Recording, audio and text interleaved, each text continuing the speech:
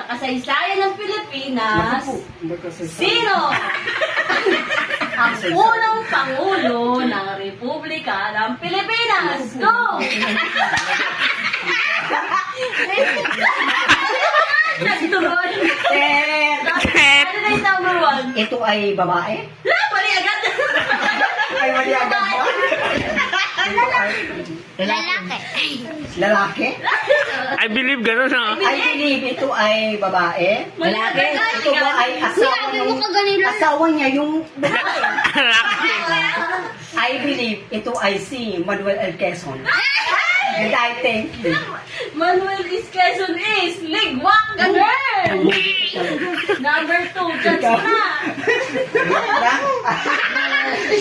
Manuel Rojas. I believe ito ay lalaki.